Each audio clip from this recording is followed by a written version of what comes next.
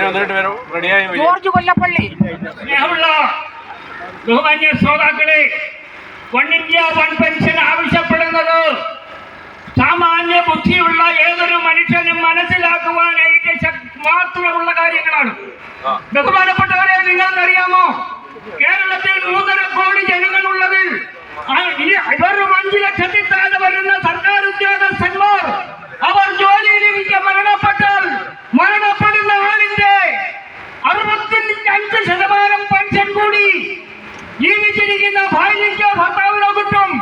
അവർക്ക് പെൻഷൻ ഉണ്ടായിരിക്കെ തന്നെ 2 പേർക്കും പെൻഷനുള്ള ഒരാൾക്ക് മരണപ്പെടുന്ന ആളിന് വസ്ത്രം വേണ്ട, പാർപ്പിടം വേണ്ട, കിടപ്പാടം വേണ്ട, മരുന്ന് വേണ്ട, ഒന്നും വേണ്ടാത്തപ്പോൾ വീണ്ടും 65% കൂടി പെൻഷൻ കൊടുക്കുന്ന അനീതി മാത്രം ചിന്തിച്ചു കഴിഞ്ഞാൽ പാവപ്പെട്ട വൺ ഇന്ത്യ വൺ പെൻഷൻകാരൻ ആവശ്യപ്പെടുന്നത് എന്താണെന്ന് സാമാന്യ ജനങ്ങൾക്ക് മനസ്സിലാകും. ഞാനൊരു ആലപ്പുഴക്കാരനാണ്. ഞങ്ങൾ ആലപ്പുഴ നെല്ലൂർ ടോപ്പി വള്ളംകളി നിങ്ങൾക്ക് എല്ലാവർക്കും അറിയാവുന്നതാണ്.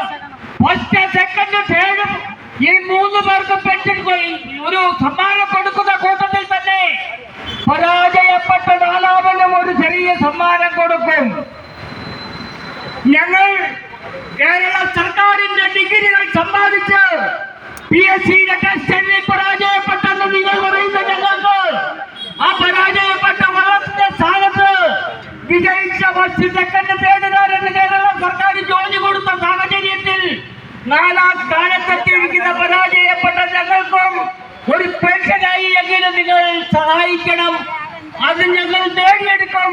2026 ഇലക്ഷന് 1000 രൂപ പെൻഷൻ അനുവദിക്കുന്ന ആളുകൾക്ക് മാത്രമായിരിക്കും ഞങ്ങൾ മുന്നോട്ട് വിജയിപ്പിക്കുവാനായിട്ട് മുന്നോട്ട് വരിക.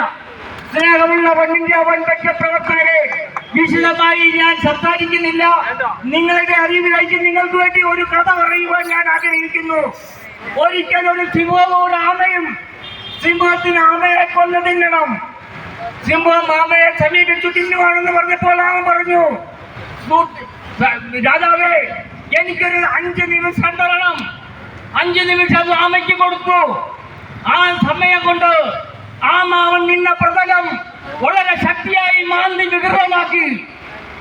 അതിനുശേഷമായി രാജാവ് സിംഹത്തിനോട് പറഞ്ഞു, നീ ഭക്ഷിച്ചു കൊള്ളുക.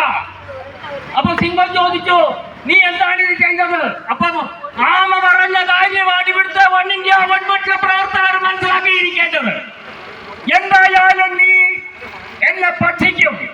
എന്നെ കാണായികയാൽ എന്റെ ഭാര്യ, എന്റെ കുട്ടികൾ, ബന്ധുജനങ്ങൾ, സുഹൃത്തുക്കൾ ഇവർ എന്നെ അന്വേഷിച്ചു വരുമ്പോൾ അവർ മനസ്സിലാക്കണം, ഞാൻ എന്റെ ശത്രുവിനോട് ശക്തമായി പോരാടിയാണ് മരണപ്പെട്ടതെന്ന് മനസ്സിലാക്കണം.